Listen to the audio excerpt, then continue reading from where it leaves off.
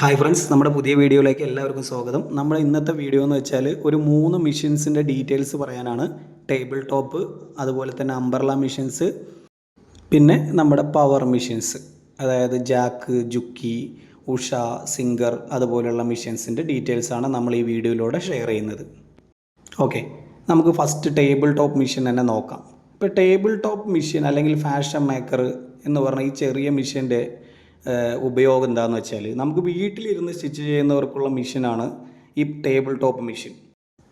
അതായത് സ്വന്തമായ ആവശ്യത്തിന് അല്ലെങ്കിൽ വീട്ടിലെ കുട്ടികളുടെയൊക്കെ ഡ്രസ്സും സ്വയം ധരിക്കുന്ന ഡ്രസ്സൊക്കെ സ്റ്റിച്ച് ചെയ്യുന്ന ആൾക്കാർക്ക് ഉപയോഗിക്കാൻ പറ്റിയതാണ് ടേബിൾ ടോപ്പ്.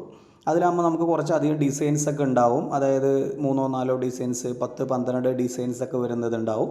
അതിപ്പോൾ സിംഗർ, അതുപോലെ തന്നെ ഉഷ ബ്രദർ എന്ന് പറഞ്ഞ ബ്രാൻഡിലൊക്കെ ഉണ്ട്. ഇതിൻ്റെ പ്രത്യേകിച്ചുള്ള ഒരു ഇതെന്താണെന്ന് വെച്ചാൽ, നമുക്ക് വലിയ രീതിയിലുള്ള പ്രൊഡക്ഷനൊന്നും ഇതിൽ നടക്കില്ല. ഇതിൽ നമുക്ക് നമ്മുടെ ഓൾട്രേഷൻ, സ്വന്തമായിട്ടുള്ള സ്റ്റിച്ചിങ്, ഒരുപാട് സമയമെടുത്ത് സ്റ്റിച്ച് ചെയ്യണം. ഇതിന് RPM എന്ന് പറയും, അതായത് റൊട്ടേഷൻ പെർ മിനിറ്റ്, അല്ലെങ്കിൽ SPM എന്നുള്ള രീതിയിലൊക്കെ പറയുകയാണെങ്കിൽ 650 ഇതിൻ്റെ. അതായത് സ്പീഡ് വളരെ കുറവാണ്. ഇപ്പോൾ സിംഗർ, ബ്രദറൊക്കെ നല്ല ബ്രാൻഡാണ്, നമുക്ക് കുറേ കാലമൊക്കെ ഉപയോഗിക്കാൻ പറ്റുമെങ്കിലും തയ്ച്ച് കൊടുക്കാനൊന്നും ഇതുകൊണ്ട് പറ്റില്ല. തയ്ച്ച് കൊടുക്കുന്നവരുണ്ട്, നമുക്ക് വേണമെങ്കിൽ ഇപ്പോൾ ഉരുട്ടി അടിക്കാൻ വേണ്ടിയിട്ടും ഇൻ്റർലോക്ക് ചെയ്യാൻ വേണ്ടിയിട്ടൊക്കെ ഇങ്ങനെയുള്ള മെഷീൻസ് ഉപയോഗിക്കാം. അല്ലാതെ നമുക്കിപ്പോൾ ഒരു ചുരിദാറും നൈറ്റിയും അതുപോലെ തന്നെ കുർത്തീസൊക്കെ സ്റ്റിച്ച് ചെയ്ത് കൊടുക്കാനാണ് ഉദ്ദേശം, ഒരു ടൈലറായിട്ട് നിങ്ങൾക്ക് വർക്ക് ചെയ്യാണ്, വീട്ടിലെ ആവശ്യത്തിനല്ല നിങ്ങൾ ഉപയോഗിക്കുന്നതെങ്കിൽ നമുക്ക് ഈ ഒരു മെഷീൻ നമുക്ക് പറ്റില്ല. ഈ മെഷീൻ്റെ ഗുണം എന്ന് വെച്ചാൽ, നമുക്ക് നമ്മുടേതായ സ്റ്റിച്ച് ചെയ്യാൻ മാത്രമേ പറ്റുള്ളൂ. ഇനി നമുക്ക് അംബ്രല മെഷീൻ്റെ ഗുണങ്ങൾ നോക്കാം. നമ്മൾ അത്യാവശ്യം സ്റ്റിച്ച് ചെയ്ത് കൊടുക്കുന്ന ആളാണ്, അതായത് ടൈലറാണ് നമ്മുടെ ജോലി. നമ്മൾ വീട്ടിൽ തന്നെ ഇരുന്ന് പൂർണ്ണമായി സമയം സ്റ്റിച്ച് ചെയ്യുന്ന ഒരാളാണെങ്കിൽ നമുക്ക് അറ്റ്ലീസ്റ്റ് ഒരു അംബ്രല മെഷീനെങ്കിലും വേണം. കാരണം എങ്കിലേ നമുക്ക് അത്യാവശ്യം സ്റ്റിച്ച് ചെയ്ത് കൊടുക്കാൻ പറ്റുള്ളൂ. അതായത് അംബ്രല മെഷീൻസ് വെച്ച് സ്റ്റിച്ച് ചെയ്ത് കൊടുക്കുന്ന ഒരുപാട് ആൾക്കാരുണ്ട്. അംബ്രലയുടെ ഇപ്പോൾ സിംഗർ, ഉഷ, മെറിറ്റ് അതുപോലുള്ള നല്ല പെർഫോമൻസ് കിട്ടുന്ന മെഷീനുകളുണ്ട്.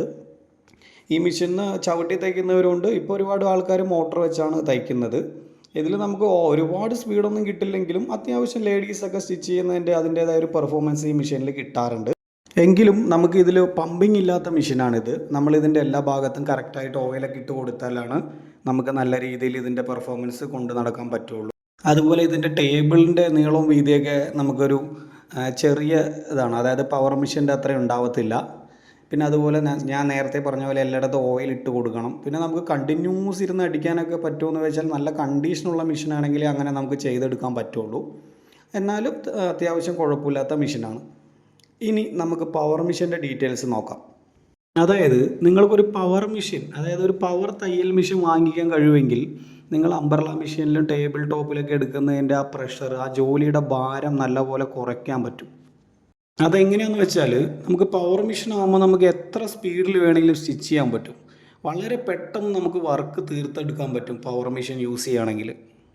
അതുപോലെ അതിൽ ഓയിൽ പമ്പിങ് ഉണ്ട്, ഓട്ടോമാറ്റിക് പമ്പിങ് ആണ്. ടേബിൾ ടോപ്പ് മെഷീൻ്റെ കേസ് നമ്മൾ സംസാരിച്ചു, അതിൽ പമ്പിങ് ഇല്ല, ഡ്രൈ ഹെഡ് മെഷീനാണ്. ഹുക്ക് സെറ്റിൻ്റെ അവിടെ മാത്രമാണ് കുറച്ച് ഓയിൽ ഒഴിച്ചു കൊടുക്കാറുള്ളത്. അംബ്രല മെഷീനിലാണെങ്കിൽ നമ്മൾ എല്ലാ ഭാഗത്തും ഓയിൽ നമ്മൾ തന്നെ ഇട്ട് കൊടുക്കണം. പക്ഷേ പവർ മെഷീനിൽ ഓട്ടോമാറ്റിക് പമ്പിങ് ആണ്, അതായത് ഓയിൽ ടാങ്ക് ഉണ്ട്. ടാങ്കിനകത്ത് ഓയിൽ ഒഴിച്ച് കഴിഞ്ഞാൽ അത് ഓട്ടോമാറ്റിക് എല്ലായിടത്തും ഓയിൽ ചെല്ലും. നമ്മൾ വേറെ എവിടെയും സെപ്പറേറ്റ് ഇട്ട് കൊടുക്കേണ്ട ആവശ്യം വരുന്നില്ല. അതുപോലെ നമുക്ക് സ്പീഡ് കൂട്ടാനും കുറയ്ക്കാനും പറ്റും.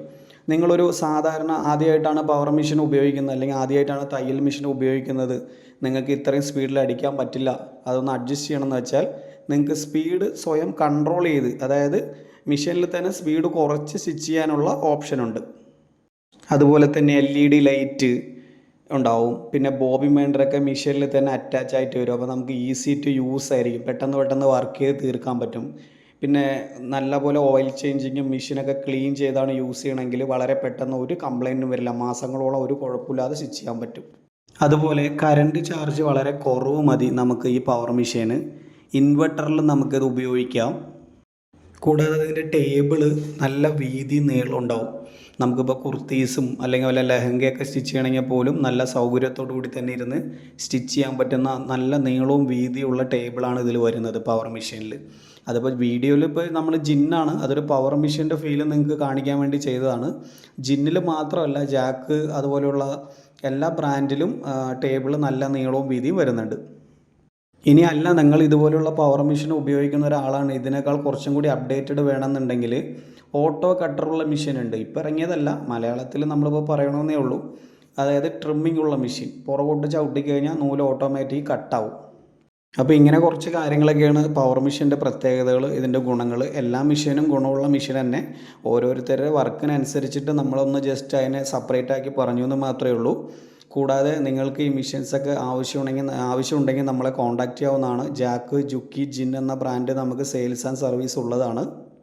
അപ്പോൾ നമ്മൾ പറഞ്ഞ കാര്യങ്ങളൊക്കെ നമ്മുടെ എല്ലാവർക്കും, വീഡിയോ കണ്ട എല്ലാവർക്കും മനസ്സിലായി എന്ന് കരുതുന്നു. കൂടുതൽ അറിയാൻ വേണ്ടി നിങ്ങൾക്ക് എന്നെ കോൺടാക്റ്റ് ചെയ്യാവുന്നതാണ്. അതുപോലെ വീഡിയോ ഇഷ്ടമായി കഴിഞ്ഞാൽ സപ്പോർട്ട് ചെയ്യണേ.